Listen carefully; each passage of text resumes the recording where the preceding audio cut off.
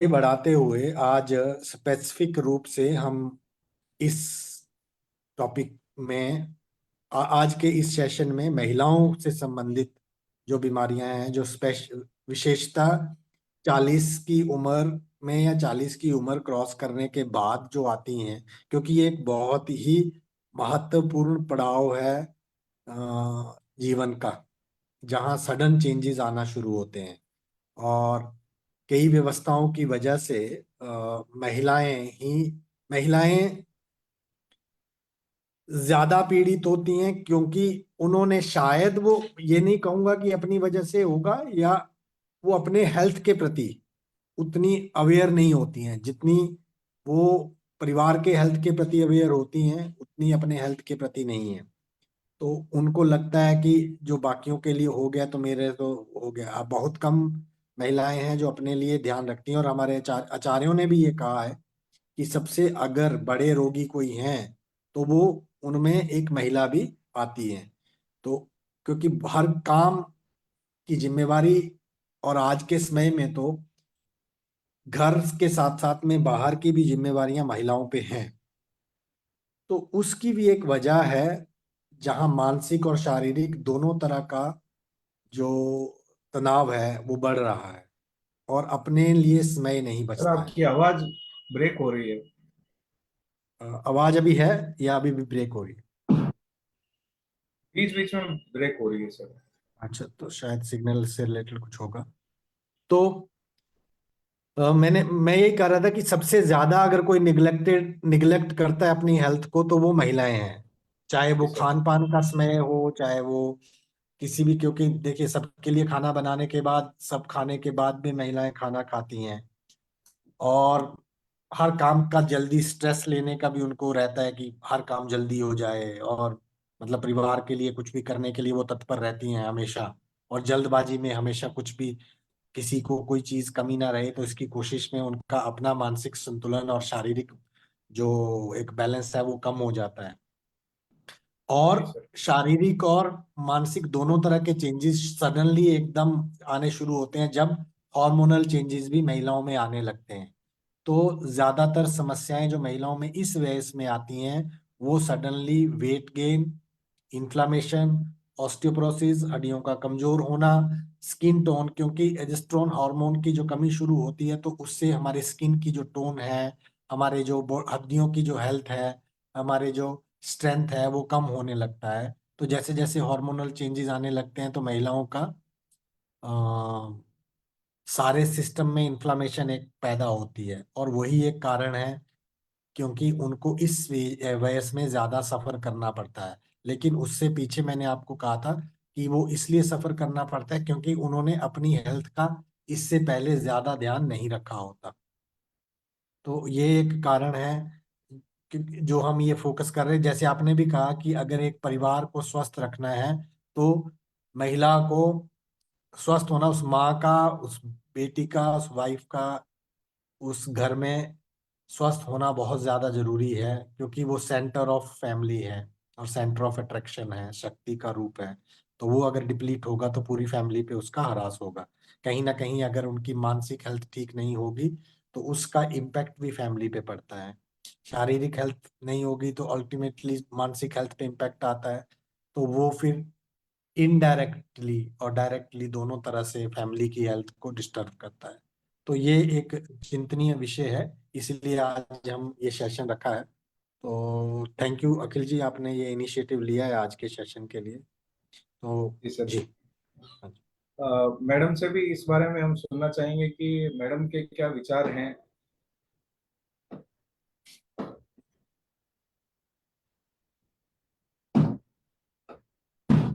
Madam, आप सुन पा रहे हैं? तो शायद कुछ नेटवर्क प्रॉब्लम रहा होगा।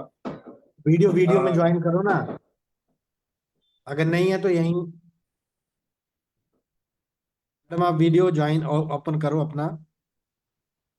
एक मिनट।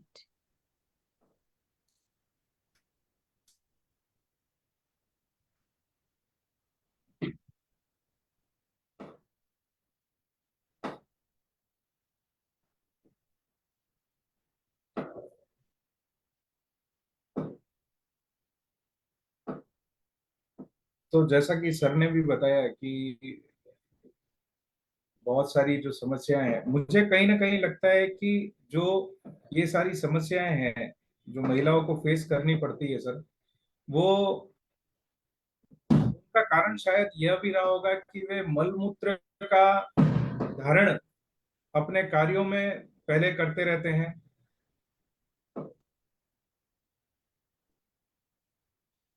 इसमें तो देखिए वेगन जो कारण कहा है, तो सबसे बड़े रोगी हैं, उनके पीछे यही कारण है कि वो राजा, महिला, सैनिक और सेवक, ये तीनों ही ऐसे हैं क्योंकि कहीं ना कहीं इनकी डेडिकेशन और ड्यूटी की वजह से डेफिनेटली इनका आहार विहार का, वेग धारण का बहुत सारे कारण रहते हैं जो उनकी हेल्थ को डिटीरियोरेट करते हैं। जी, ओके। जी सर। मैडम अब ज्वाइन हो चुके हैं। मैडम, मैं आपसे ये जानना चाहूंगा कि अधिकतर जो महिलाएं हैं वो जब 35 से 45 वर्ष की उम्र में पहुंचती हैं तो उन्हें बहुत सारे परिवर्तन देखने को मिलते हैं। स्पेशली वो एक मेनोपॉजल कंडीशन में जा रही होती है, यानी रजोनिवृत्ति की अवस्था में वो जा रही होती हैं। तो ऐसी अवस्था में उनके शारीरिक और मानसिक दोनों ही भावों में बदलाव आने लग जाता है। तो उस कंडीशन में आप क्या सजेस्ट करेंगे कि व्यक्ति को किस प्रकार से मतलब महिलाओं को किस प्रकार से इस अवस्था को इस अवस्था से बाहर निकलना चाहिए? धन्यवाद अखिल।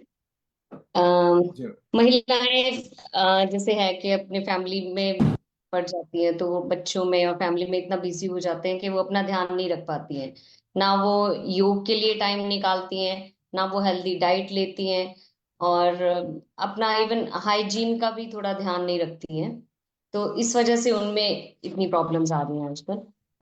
तो धीरे धीरे उनको, सबसे पहले जैसे वो अपने बच्चों का, बाकी फैमिली मेंबर्स का ध्यान रख रहे हैं, तो उसी तरह से उनको अपना ध्यान रखें, डाइट प्रॉपर लें, है ना, फ्रूट्स लें, थोड़ा योग का भी हम सहारा ले सकते हैं, एक्सरसाइज, क्योंकि ये बहुत चेंजेस आते हैं आफ्टर 35, आफ्टर 40। तो एक्सरसाइज कंटिन्यू रखनी चाहिए। इसमें थोड़ा चिड़चिड़ापन आ जाता है लेडीज में, है ना, थोड़ा फैमिली की तरफ से भी थोड़ा केयर हो तो वो और थोड़ा अच्छे से सब चीजें कर सकती यूजली हैं। ये चीजें देखने को नहीं मिलती कि महिलाओं को फैमिली का पूरा पूरा सपोर्ट मिल जाए, या वो ही कहीं ना कहीं एक जहाँ चार बर्तन होते हैं वहां खनकते जरूर हैं, तो वैसे ही वो खनकाहट तो शायद बनी ही रहती है।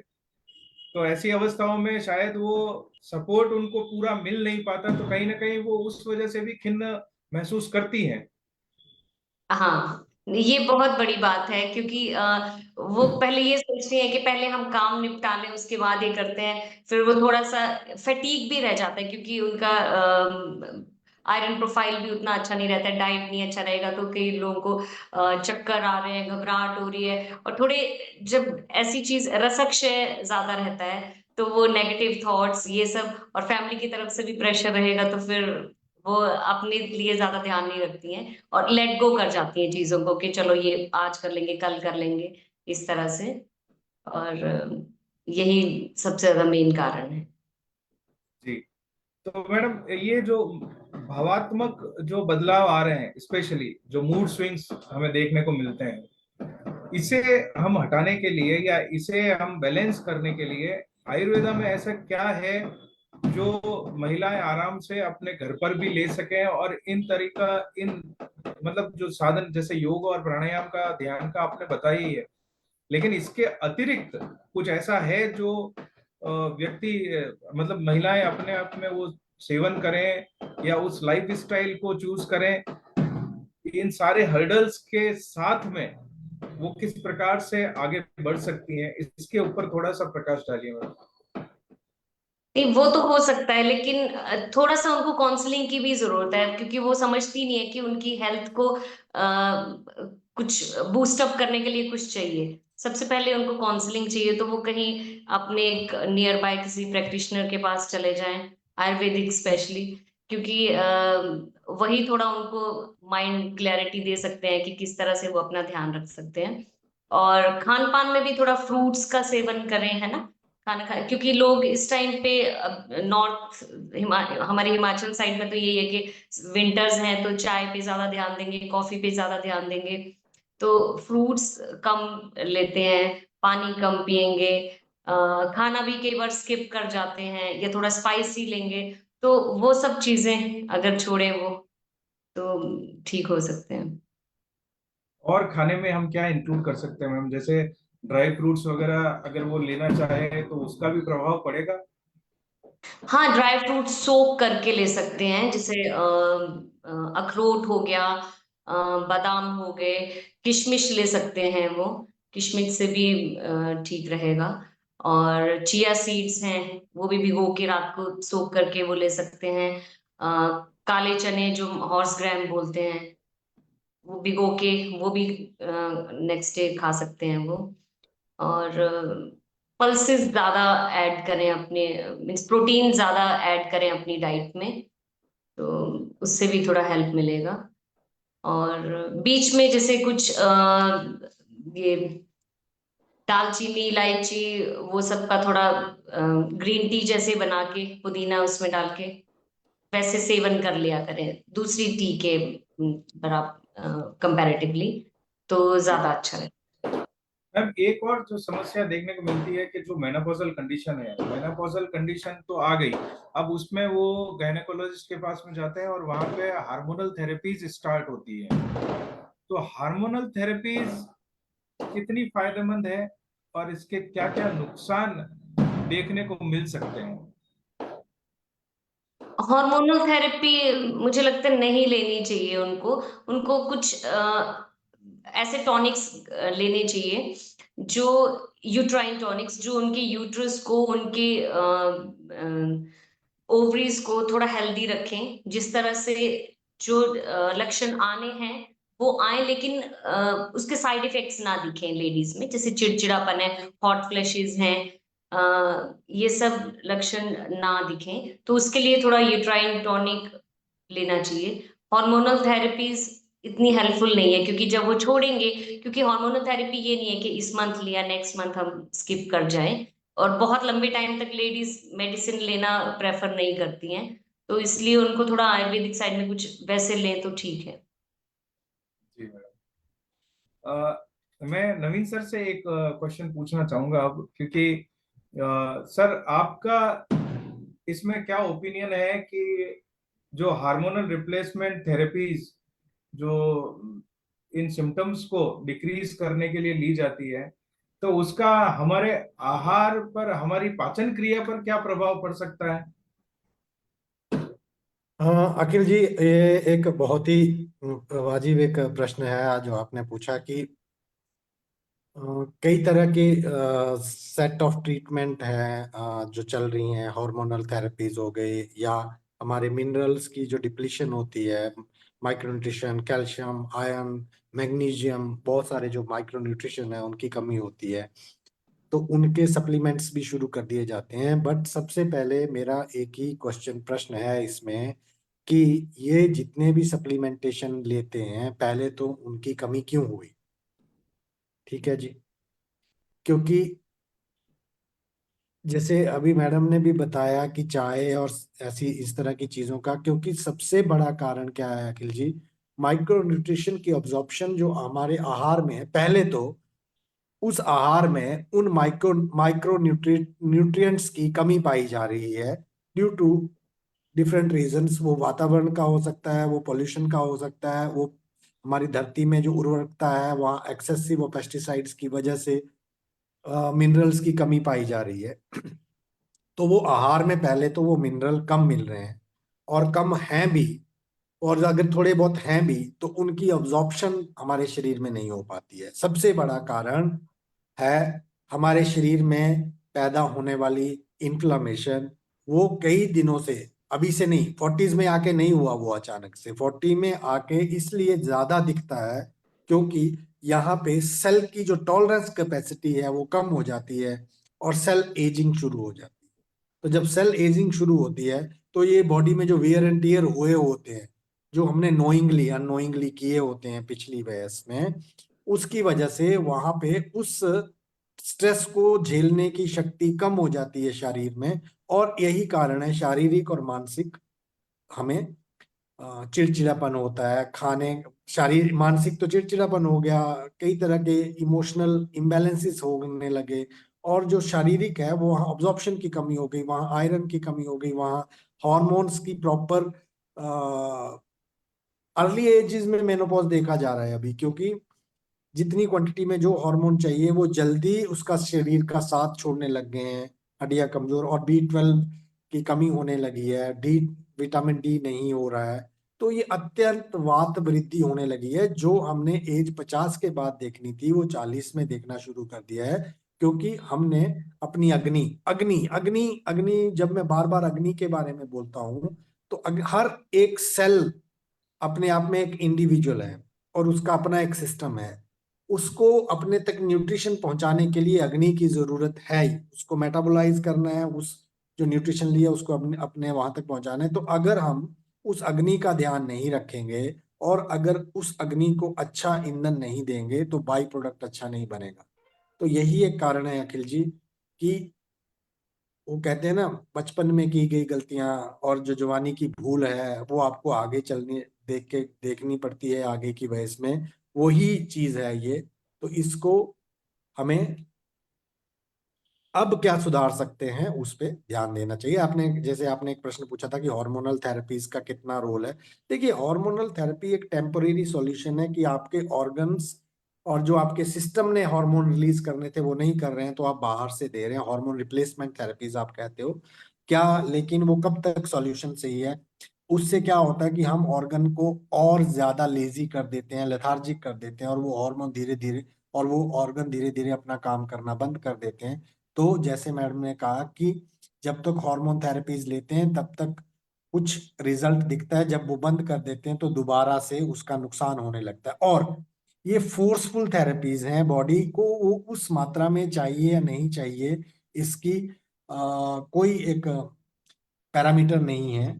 तो जो नेचुरली हमारी बॉडी में बनता था वो नहीं है, बाहर से रिप्लेसमेंट कर रहे हैं उस,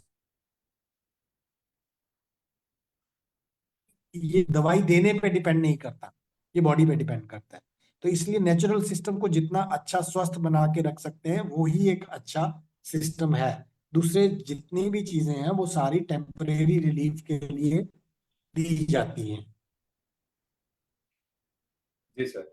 तो ये अग्नि और हमारे आहार की मात्रा और आहार के कॉम्बिनेशन ये ज्यादा महत्वपूर्ण है। शायद इसीलिए सर अधिकतर महिलाओं को कब्ज, एसिडिटी और गैस की समस्याएं, और उसके कारण से कमर दर्द और पीठ का दर्द, ये शायद इन्हीं कारण से बना रहता होगा। जी अखिल जी, क्योंकि देखिए बहुत सारी महिलाओं को आज के डेट में ऑस्टियोपोरोसिस तो है ही, एनीमिया है। Majority of the Indian womens are anaemic, और उनको एनीमिया है और उनकी आंतों में सूजन है, आंतों में सूजन है तो प्रॉपर पेरिस्टल्टिक मूवमेंट नहीं होती है, तो गैसेस, डिस्टेंशन होना, एसिडिटी होना, कब्ज रहना, ये सारा चीजें होती हैं। और जब दूसरा कारण है कि जब आंतों में सूजन है तो मिनरल्स की अब्जॉर्प्शन अच्छी नहीं होती है तो वो कमजोर हो जाती हैं। और व्यायाम सबसे कम करती हैं महिलाएं। अब थोड़ी बहुत अवेयरनेस आना शुरू हुई है, लेकिन अदरवाइज महिलाएं दूसरे को पुश कर सकती हैं कि जाओ व्यायाम करो, सैर करो, लेकिन खुद के लिए नहीं करती हैं। और अगर वो व्यायाम नहीं करेंगी तो अग्नि और मंद हो जाएगी, क्योंकि उसको लगता है कि इस आदमी को तो जरूरत ही नहीं है, तो फिर मेरा क्या काम है। तो जब अग्नि मंद होती है तो जो हम खाना खाते हैं वो भी अच्छे से पचता नहीं है, और वो एसिडिक फॉर्मेशन में जाता है और वो पूरे शरीर में सूजन पैदा करता है, एक एक सेल तक। जब मैं जैसे पहले भी मैं कहता हूँ, जब मैं सूजन की बात कर रहा हूँ तो कोई ऐसा दिखने वाली सूजन, दिखने वाली भी होती है, चेहरा सूजा हुआ होता है, फेशियल एडिमा होता है, हाथ पैरों में सूजन होती है, लेकिन कई बार सेलुलर लेवल की सूजन जो नहीं दिखती है वो भी होती है, वो इन्फ्लामेशन है, उसको हम कहते हैं क्रॉनिक इन्फ्लामेशन कहते हैं उसको। जी सर, अभी हमारे एक ये जो दर्शक हैं पूनम जी चौधरी, इन्होंने एक प्रश्न पूछा है कि पसलियों में दर्द एसिडिटी की वजह से हो सकता है क्या? जी सर, बहुत बारी पसलियों में दर्द। देखिए, पसलियों में दर्द के कई कारण हो सकते हैं। पसलियों में दर्द आपके मसल मसल के क्रैम्प्स की वजह से भी हो सकता है, कि अगर कोई दर्द आपकी किसी पर्टिकुलर मूवमेंट से होता हो, हाथ हिलाने से। क्योंकि आजकल बहुत सारे केसेस आ रहे हैं कि लेफ्ट साइड पसलियों में दर्द होता है, कंधे में दर्द होता है। बहुत सारी बार डॉक्टर्स के पास एंड करते हैं लोग जाके कि ईसीजी और ये सब, लेकिन नहीं होता है। गैसेस का प्रेशर जब बनता है, एसिडिटी होती है, उसकी वजह से भी होता है। विटामिन डी की कमी होने से भी होता है, विटामिन बी 12 की कमी होने से भी होता है, एनीमिया की वजह से भी पसलियों में दर्द होता है। तो उसको रूल आउट कर लेना चाहिए। डेफिनेटली एसिडिटी की वजह से भी दर्द होता है। हाँ, ऐसा दर्द जो बार बार रोज होता हो, थोड़ा थोड़ा करके होता हो, और तो अमूमन वो हार्ट से रिलेटेड नहीं होता। वो मस्कुलर होगा, या एसिडिटी से रिलेटेड होगा, या आपकी वीकनेस की वजह से होगा, या क्षय की वजह से होगा, या आपके मसल वीक हैं जो हड्डियों को होल्ड नहीं कर पाते, तो इस वजह से हो सकता है। जी सर, अब एक प्रश्न बबीता मैडम से है मेरा। मैम, ल्यूकोरिया आज की डेट में एक बड़ी समस्या नजर आती है। अधिकतर महिलाएं इससे परेशान रहती हैं, जिसे सफेद पानी या श्वेत प्रदर भी हम कह सकते हैं। तो इसे थोड़ा आप बताइए मैम, कि हमारे जो माताएं बहनें हैं वो इस चीज को समझें कि ये श्वेत प्रदर या सफेद पानी की समस्या आखिरकार है क्या, और इसका आयुर्वेद में हम क्या समाधान दे सकते हैं।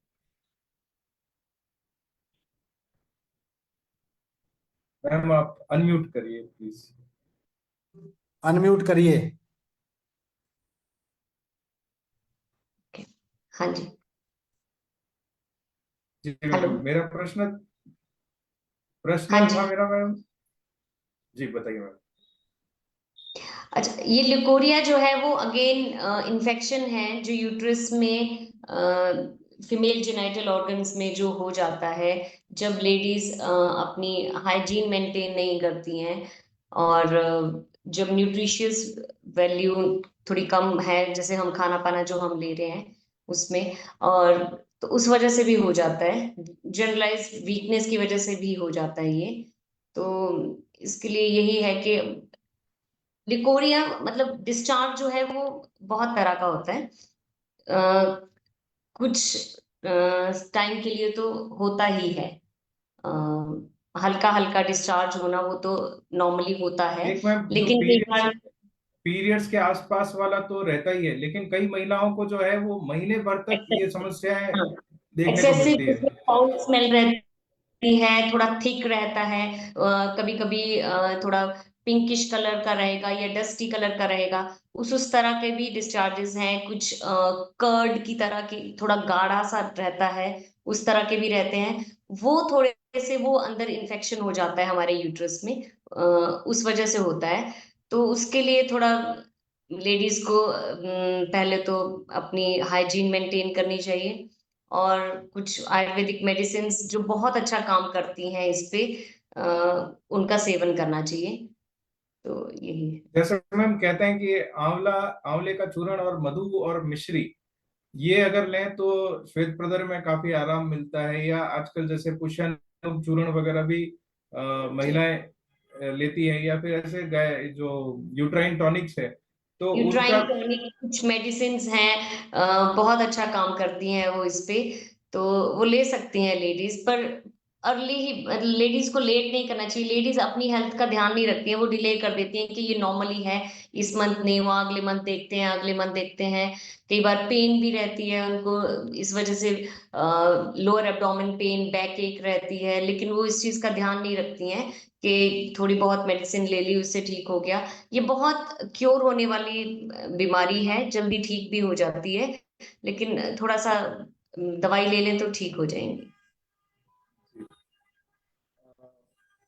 सर, मैं नवीन सर से एक thank you madam, Naveen sir से एक क्वेश्चन पूछना चाहूंगा कि सर, इस अवस्था में जब महिलाएं मेनोपॉजल कंडीशन की तरफ में जाती हैं, तब उन्हें बहुत सारी समस्याओं में से एक समस्या जो है वो हड्डियों की कमजोरी, ऑस्टियोपोरोसिस या ऑस्टियोआर्थराइटिस के लक्षण देखने को मिलते हैं। तो ऐसे में हम आयुर्वेद में उन्हें क्या बता सकते हैं कि किस प्रकार से ऑस्टियोपोरोसिस से या फिर ऑस्टियोआर्थराइटिस की जो समस्याएं हैं उनसे वो बच सके। अखिल जी, देखिए ऑस्टियोप्रोसिस की एक समस्या जो है ना, वो अमूमन आज की डेट में, मैं महिलाओं में नहीं कहूँगा, बहुत यंग एज से शुरू हो जा रही है। हाँ, विशेषकर महिलाओं में इसलिए होती है कि वहाँ पे, मैंने पहले भी कहा, जो उनके हार्मोन्स हैं, फीमेल हार्मोन्स, वो कम होने लगते हैं, जो कि बोन हेल्थ को बनाने में और कैल्शियम की अब्जॉर्प्शन को मदद करते हैं, हड्डियों तक पहुंचाने में। उनकी कमी होने की वजह से उनमें थोड़ा ज्यादा होता है। लेकिन सबसे बड़ा कारण, दोबारा मैं यही कहूंगा, हड्डियों का कमजोर होने का, जो कैल्शियम की कमी हो जाती, जिसको कैल्शियम की कमी बोलते हैं अमूमन आम भाषा में, कि कैल्शियम कम हो गया। बट कैल्शियम तो बहुत, मैंने देखा कि लोग 10-10 साल से कैल्शियम खा रहे हैं, फिर भी हड्डियां कम स्ट्रांग नहीं होगी। तो दोबारा वही पॉइंट पे पहुंचूंगा, हमारे शरीर में एसिडिक कंटेंट्स का ज्यादा होने की वजह से बॉडी का जो जो कैल्शियम, मैक्सिमम कैल्शियम है, वो बॉडी उस एसिडिटी को न्यूट्रलाइज करने में यूज कर लेती है, अदर देन उनको बोन हेल्थ को मेंटेन करने के बजाय। तो उस सिस्टम को सुधारने के लिए दोबारा हमें तिक्त कटु विदाई, ये जो आयुर्वेद का सिद्धांत है ना, बहुत मीठे तीखे तेज वाले नहीं देना चाहिए, और पंचकर्म का प्रयोग इस अवस्था में बहुत ही लाभदायक रहेगा। छोटे छोटे प्रोसीजर्स हैं, बहुत अगर रेगुलर नहीं पे, ओपीडी बेसिस पे भी ये पंचकर्म के प्रोसीजर यहाँ किए जा सकते हैं, एक अच्छे वैद्य को मिलें तो। इस एज में स्पेशली पंचकर्म बहुत ही लाभदायक सिद्ध हो सकता है महिलाओं के लिए। और एक बड़ी समस्या है अर्ली एज के अर्थराइटिस के चेंजेस, लोअर बैक एक, frozen shoulder, specially neck stiffness. महिलाओं में आजकल एक नया जो ट्रेंड देखने में मिल रहा हुआ है, नेक स्टिफनेस, चक्कर आना, रोटेशन, सर्वाइकल स्पॉन्डिलाइटिस की प्रॉब्लम्स ज्यादा बढ़ गई हैं। उसके और भी बाह्य कई कारण हैं, जैसे अत्यंत मोबाइल का यूज है, या लेट के टीवी देखना है, गर्दन का पोस्चर अच्छा से नहीं है, या कई लोग, महिलाएं सिलाई करती हैं, या किसी को बुनाई या कढ़ाई का वो गर्दन झुका के करने वाले काम है, क्योंकि हमारे मसल, पट्टे और हड्डियां दोनों कमजोर हैं। शुरू होता है मसल कमजोर होने से। किसी भी तरह की अर्थराइटिस की शुरुआत हमारे मसल कमजोर होने से शुरू होती है अखिल जी। इलाज अर्थराइटिस में मसल्स का होना चाहिए, ना कि हड्डियों का। हड्डियों का इलाज हम करते हैं, मसल पे ध्यान नहीं देते हैं। मसल्स को स्ट्रांग बनाने वाली एक्सरसाइजेस, घर में स्ट्रेचिंग एक्सरसाइजेस, कुछ योग के पोस्चर्स जरूर करने चाहिए, जिससे मसल स्ट्रांग करें, क्योंकि वो मसल ही हैं, पेशियां ही हैं, जो हमारी हड्डियों को पकड़ के रखती हैं और जॉइंट्स की हेल्थ को बना के रखती हैं। और साथ में ऐसा आहार लेना चाहिए जो एल्कली फूड हो, थोड़ा सा एसिडिटी को न्यूट्रलाइज करता हो, जैसे धनिया का पानी है, धनिया जीरा, ये ले सकते हैं, जिससे एसिड न्यूट्रलाइज होता है और अग्नि अच्छी बनती है हमारी। जी सर। तो ये ले सकते हैं। बहुत सारी बार चूने का थोड़ा पानी प्रयोग करते थे पहले लोग, भिगो के रखना है उसको, फिर ऊपर का जो पानी, 2 बूंद भी अगर पानी में डालें तो वो अच्छा यूज होता है, कैल्शियम का अच्छा सोर्स है और एसिडिटी को न्यूट्रलाइज करता है। तो अ, हमें दोबारा वही है कि सिर्फ कैल्शियम खाने से हड्डियां ठीक नहीं हो रही हैं, बट कैल्शियम अब्जॉर्ब क्यों नहीं हो रहा है, उस कारण को अगर हम तोड़ लेंगे, उस पैथोलॉजी को अगर हम ब्रेक कर लेंगे ना, तो ये सारी चीजें सॉल्व हो जाएंगी। अब सर इसमें एक और प्रश्न जोड़ूंगा मैं, क्योंकि एक तरफ से तो महिलाओं में कैल्शियम की कमी या फिर जो ये ऑस्टियोपोरोसिस और इस तरह के लक्षण नजर आते हैं, और दूसरी तरफ से स्त्रियों में मोटापा भी बढ़ता है, प्लस वो 40 की एज में भी है। तो एक सिद्धांत कहा गया है कि फैटी फर्टाइल फीमेल ऑफ 40, हाँ फैटी। तो देखो, तो हाँ, फैटी है, फर्टाइल, मेरा देखिए मेरा फैटी, फैटी से भी ज्यादा इन्फ्लेम्ड है, वो फूली हुई है, तो फुलावट होती है। आप जब देखना, यहाँ पे भी अगर जुड़े होंगे लोग, आप महिलाओं से भी पूछना कि वो कहती है कि कभी कपड़े टाइट हो जाते हैं, कभी कपड़े लूज हो जाते हैं, वही एक ही साइज के कपड़े। What is that? That is a clear cut sign of inflammation. कभी वो ठीक होगा, कभी फैटी, ठीक है, मोटापा भी एक बात है, वो वही से शुरू हुआ ना, मैंने कहा रस क्षय शुरू हुआ यंग अवस्था से, फिर उसके बाद रक्त का क्षय शुरू हुआ, फिर मांस का क्षय शुरू हुआ। मांस का क्षय सिर्फ वो कम नहीं होगा, तुलतुलापन होना, मांस की स्ट्रेंथ कम होना भी मांस क्षय का लक्षण है। और जब मांस क्षय होगा तो मेद में विकृत मेद की वृद्धि हो जाती है। तो वो विकृत मेद बनेगा जब अगले, उसके बाद अस्थि, अस्थि और मज्जा। तो जब मेद की डिस्टरबेंस होगी, जब अच्छा मेद नहीं मिलेगा मसल्स को, तो उसकी टोन यानी टोन सर टोन कहने का तात्पर्य ये होगा कि जो फैट मेटाबॉलिज्म है वो अगर प्रॉपर नहीं रहा हाँ तो आगे ये समस्याएं हो सकती है। हाँ। तो जो आप देखते हो गॉल स्टोन क्या है, गॉल स्टोन क्या है exactly, gall stone is fat, तो जो इकट्ठा होके हमारे गॉल ब्लैडर में स्टोन बनाता है। जी सर। तो लीवर फंक्शन प्रॉपर नहीं हुआ, वो बाइल वहां हुआ, वहां फैट था, इकट्ठा हो गया वायु के शोषण की वजह से, तो वो पथरी बन गई।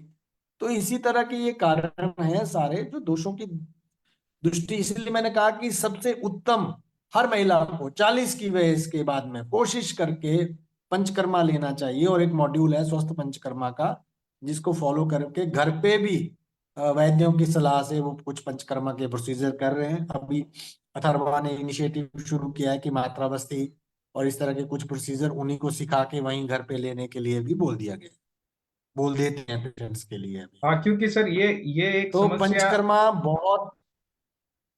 ये एक समस्या देखने को मिलती है कई बार। ऐसे ऐसे जी प्रश्न भी आते हैं कि हम सही वैद्य कहाँ ढूंढे, सही वैद्य की परिभाषा क्या है, या फिर हम महिलाओं के लिए क्या अलग से पंचकर्म है, अलग से इन द सेंस कि क्या पंचकर्मा ही अलग है बिल्कुल महिलाओं के लिए, या कोई स्पेसिफिक पंचकर्मा है महिलाओं के लिए। नहीं अखिल जी, स्पेसिफिक का नहीं है, पर यहाँ पे जब मैं मात्रा बस्ती की बात कर रहा हूँ, जहाँ पे हम जब सारी बात कर रहे हैं हार्मोनल चेंजेस, उनके रिप्रोडक्टिव ऑर्गन से संबंधित, वो किस एरिया में है, पेल्विक एरिया में है, पीआईबीडी की ज्यादा महिलाएं सफर करती हैं, तो उस एरिया में वात का प्रधान स्थान है, वहाँ वायु का प्रकोप होता है। तो उस समय में सबसे उत्तम अवस्था में अगर पंचकर्मा कोई अगर अच्छे वैद्य गाइड करेंगे तो बस्ती चिकित्सा जो है सबसे अच्छी है, क्योंकि वो वायु का शमन करती है और साथ में अन्य दोषों को भी बैलेंस में लाती है। तो अर्ध रोग हरी बस्ती कहा गया है। हाँ, कोई विशिष्ट पंचकर्मा महिलाओं के लिए अलग पुरुषों के लिए अलग ऐसा तो नहीं कहूंगा, बट हाँ ज्यादातर 40 के बाद की महिलाओं की अगर हम देखें तो बस्ती चिकित्सा बहुत ही अच्छी चिकित्सा है इस अवस्था में। जी सर, धन्यवाद। अब मैडम से एक प्रश्न हमारे दर्शक में दीर्घा से आया है। मैम, एक प्रश्न पूछना चाहते हैं दर्शक दीर्घा से कि अ, अभी उन्हें संतान प्राप्ति हुई है, एक बहन को, और संतान प्राप्ति के बाद में जो घर पे खाना खिलाना है वो सब तो चल ही रहा है, लेकिन उसके बाद में उन्हें बाल झड़ने की समस्याएं बहुत ज्यादा बढ़ गई है। तो ऐसे में घर, क्योंकि वो फीडिंग भी कर रही है और साथ में अपने आप का ध्यान भी रखना है जो कि पूरी तरह से हो नहीं पाता है, तो ऐसी कंडीशन में वो अपने बालों का और त्वचा का कैसे ध्यान रख सकते हैं? बालों के लिए कितना मंथ, 6 मंथ्स का हुआ है? हाँ मैम, अभी उन्होंने वो अवस्था तो नहीं बताई है, लेकिन 6 to 8 months अप्रोक्स है ओके। कि बच्चा उतने का हो चुका है और अभी फीडिंग पे है। जी। फिर से वही आ जाता है, अपने खान पान का ध्यान रखें। कुछ दवाइयां जैसे दशमूला रिष्ट ले सकते हैं वो। और कैल्शियम के लिए या तो कैल्शियम कोई आयुर्वेदिक साइड से जाए तो वो ले सकते हैं। जो दूसरा एलोपैथी वाला कैल्शियम वो तो नहीं काम करेगा इसमें। और चाय, कैफीन बिल्कुल छोड़ दें, वो ध्यान रख सकते हैं। और फीडिंग, दूध खुद भी दूध का सेवन खुद करें। जैसे घर पे करवाते ही होंगे उनके साथ, साबूदाना वाला दूध या दूध चावल उस तरह से लेते हैं, तो वो सब ले सकते हैं। अच्छा। इसके साथ में जो ये 7 सीड्स बताए गए हैं, ये भी हेल्पफुल रहेंगे मैम, जो सनफ्लावर सीड्स, चिया सीड्स, इस तरह के? हाँ, वो भी ले सकते हैं, लेकिन उसमें उनको ये देखना पड़ेगा कि वो उनकी डाइजेशन पावर कैसी है। अग्नि की ही बात आती है, स्टार्टिंग तो वहीं से हो रहा है। अगर उनको पाचन क्रिया उनकी ठीक है तो वो ले सकते हैं। अ, चाहे वो गोंद के साथ या घी के थोड़ा रोस्ट करके वैसे ले लें, या दूध के साथ ले लें, ले सकते हैं। अगर पाचन क्रिया ठीक है तो खाना खाने से पहले वो एक बार ले सकते हैं। जी, बाकी दवाओं से बचना चाहिए क्योंकि वो फिर दुग्ध दोष भी उत्पन्न कर सकती है शायद। हाँ, बाकी दवाइयाँ तो वो ऑयल लगाएंगे, शैम्पू लगाएंगे, तरह तरह के शैम्पू नहीं यूज करने चाहिए, क्योंकि सब केमिकल्स ही हैं, तो वो सब फिर हमारे बालों को खराब कर रहे हैं और स्किन जी पे मैम। भी वही इफेक्ट आ रहा है। और जो मैम अभी महिलाओं को 40 के बाद में जो स्किन में चेंजेस देखने को मिलते हैं, उसमें अगर आप कुछ ऐसे उपाय बताएं कि कुछ ऐसे भी उपाय हैं जो घर में कर सकें जिससे स्किन थोड़ी नरिश हो जाए।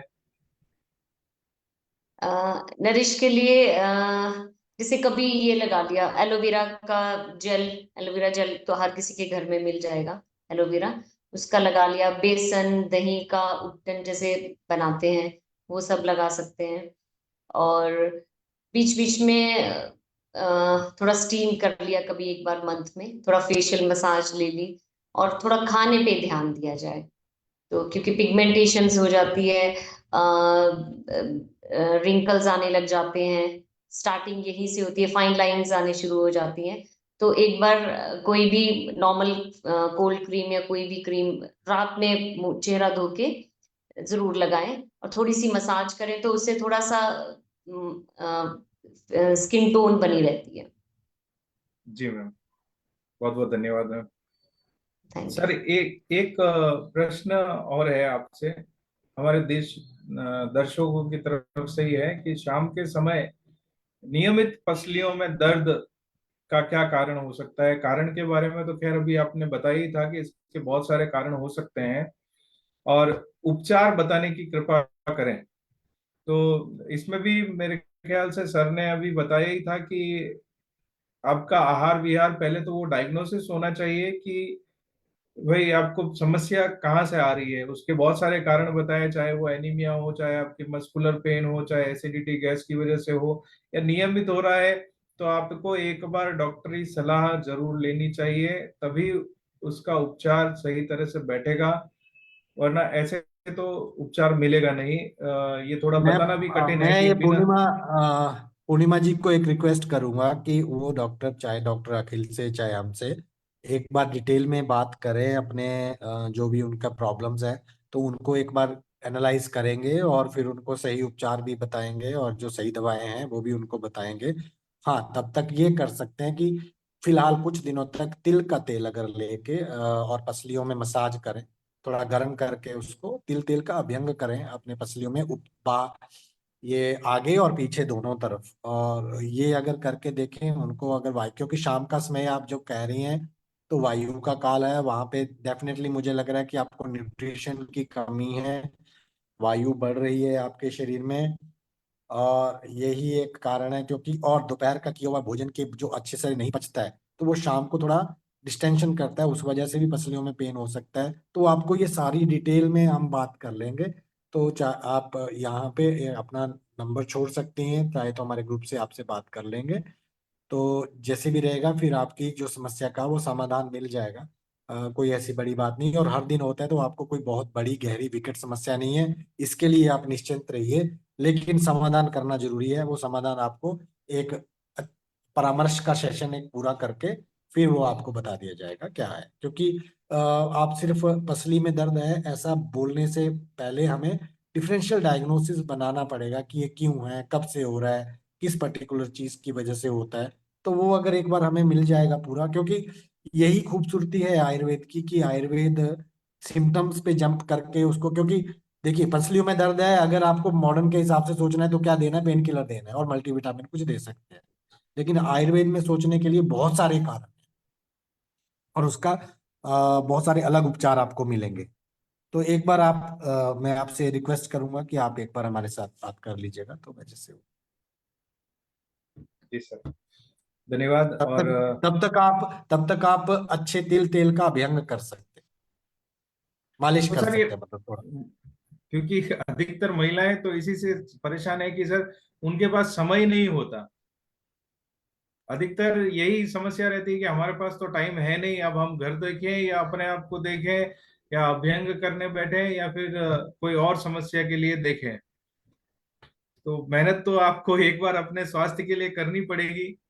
और देखिए बिना मेहनत के कुछ नहीं मिलता है। भगवान भी हमसे मंदिर आने तक की मेहनत जरूर करवाता है। जितने भी आप हिमाचल में आओ ना, देवियां सारी पहाड़ों में बैठी हैं, तो वो कहती हैं अगर मेरे तक पहुंचना है तो मेहनत करो। हाँ, वो अलग बात है कि वहां पे भी अब हेलीकॉप्टर वो पहुंचाना शुरू कर दिया है। तो हर एक चीज को, अच्छी चीज को हासिल करने के लिए मेहनत करनी पड़ती है, और जो शॉर्टकट में मिलता है ना, वो कभी सॉल्यूशन नहीं होता। बहुत बहुत धन्यवाद सर। तो आशा करता हूँ कि दर्शकों को भी आज का जो कार्यक्रम है वो पसंद आया होगा। ऐसी ही श्रृंखला हम इसको जारी रखेंगे और अगली बार भी हम एक नए टॉपिक के साथ में आपसे जुड़ेंगे। आज के टॉपिक में अगर किसी दर्शक के कोई प्रश्न है तो वो पूछ सकते हैं।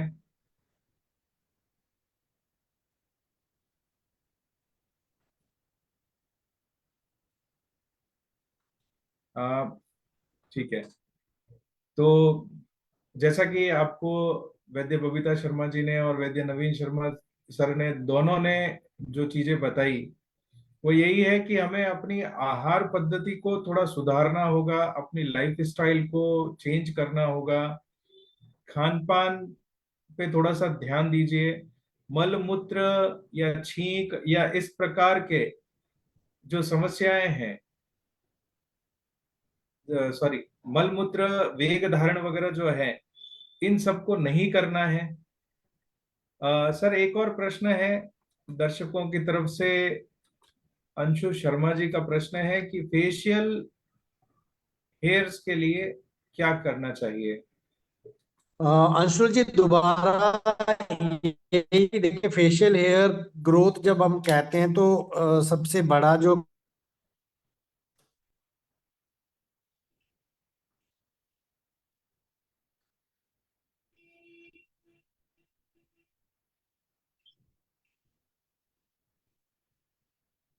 है, तो जैसे ही मेल हार्मोन्स कम होते हैं, मेल और फीमेल हार्मोन्स कम होते हैं, मेल हार्मोन्स की डोमिनेंस बढ़ने लगती है, तो फेशियल हेयर होते हैं। तो वो एक रूल आउट करना जरूरी है पहले।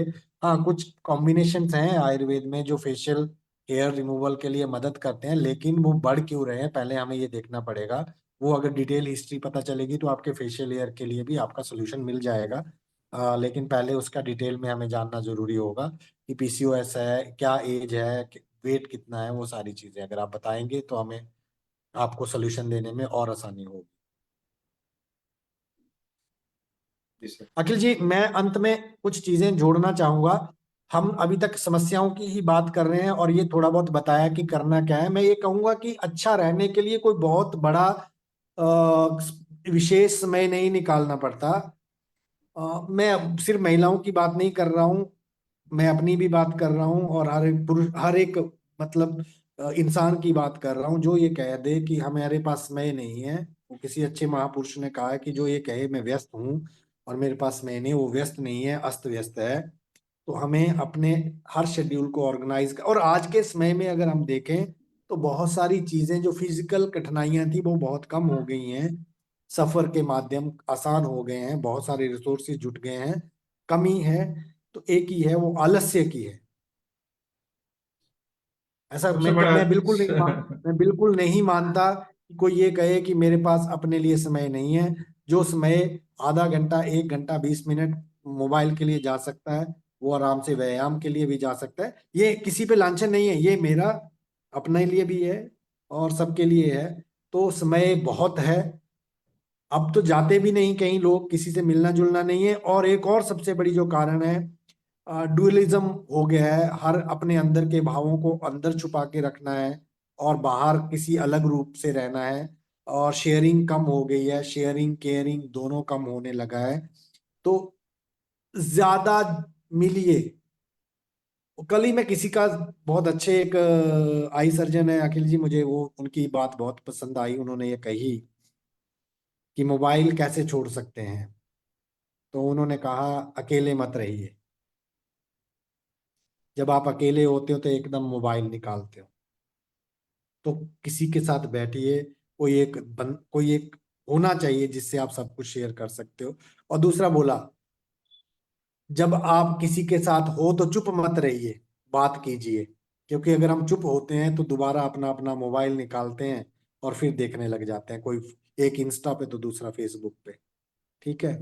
तो उन्होंने कहा, अकेले मत रहिए, और अकेले नहीं भी हैं, किसी के साथ में है तो चुप मत रहिए और बात कीजिए, लोगों से मिलिए, जितना ज्यादा हो सकता है उतने से ज्यादा।